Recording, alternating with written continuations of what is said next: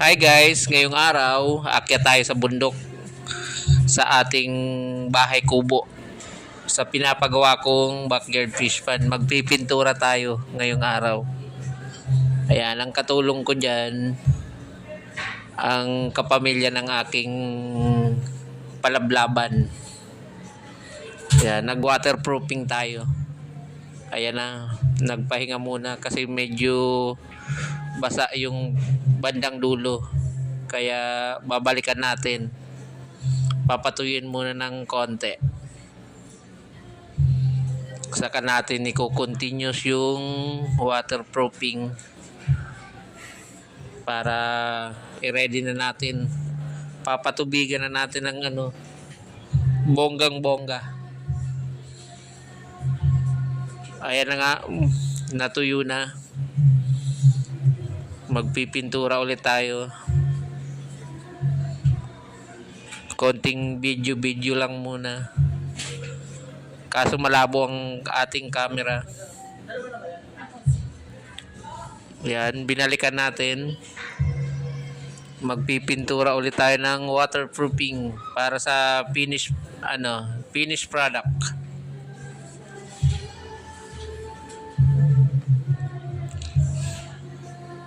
Nakakasilaw naman tong araw na to sa ating lens ng camera. Pumasyal kami dyan ulit. Pangalawang araw na yan guys. Magpipintura ulit tayo.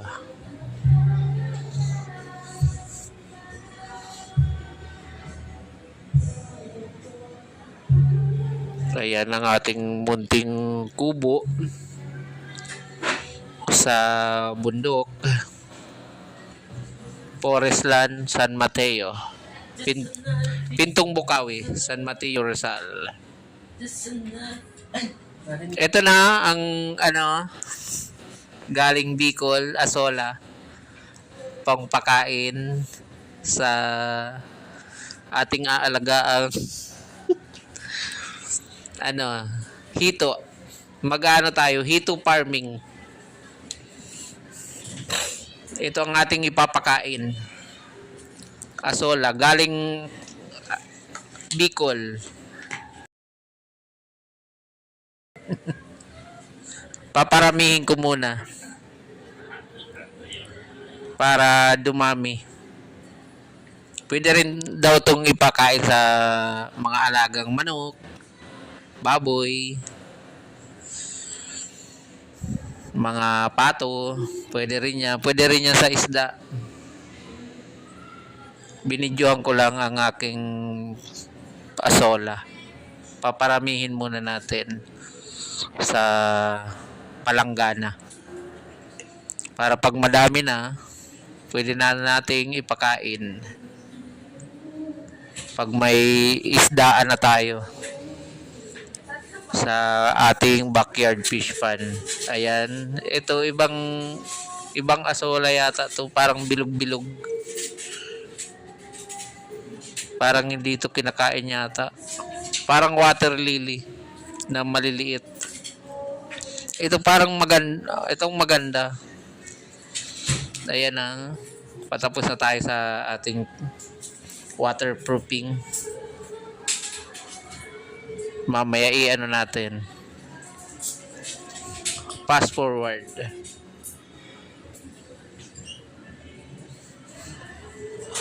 Namundok kami. San Mateo, Rizal. Forest Land. Pintong Bukawi. Ayan, kasama ko dyan si Junior na makulit. Tapos ang aking ito na guys, pinas forward lang natin. Ayan, kasama ko diyan si Stoy na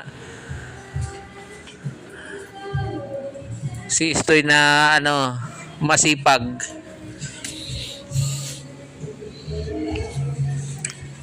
Pinapass forward ko lang yung video kasi medyo matagal.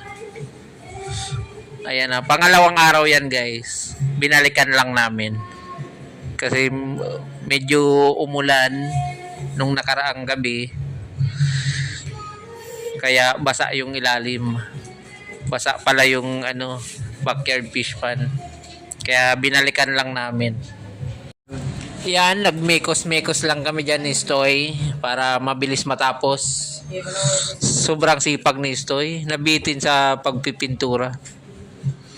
Pati yung bakal, napinturahan pa. Ayan, masyado namin binilisan sa fast forward. Kaso mabaho yung pintura.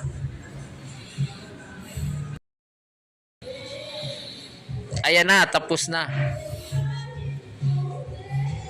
Sa wakas, tubig na lang. Papatubigan ko na lang yan. Tsaka hahanap na tayo ng mabibila ng hito, fingerlings na aalagaan natin.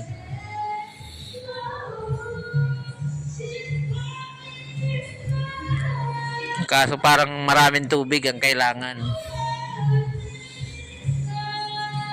Tag-init pa naman ngayon. Papatubigan natin paunti-unti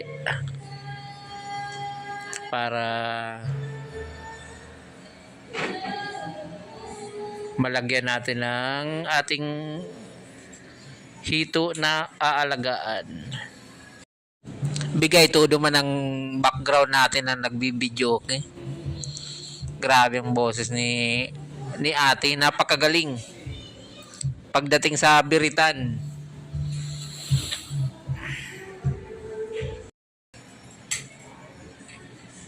Yan guys, ang aking mga kasama, si Gian, si si Stoy. Ayan, natapos din. Thank you guys sa inyong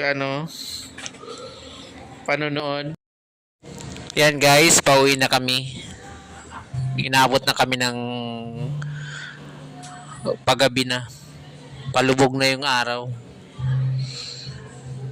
Yan, naka-tricycle lang kami dyan. Pauwi na kami papuntang Kogyo, galing Pintong Bukawi, San Mateo, Rizal. Inabutan na tayo ng maabutan na tayo ng dilim sa daan. Bye bye guys, hanggang sa muli.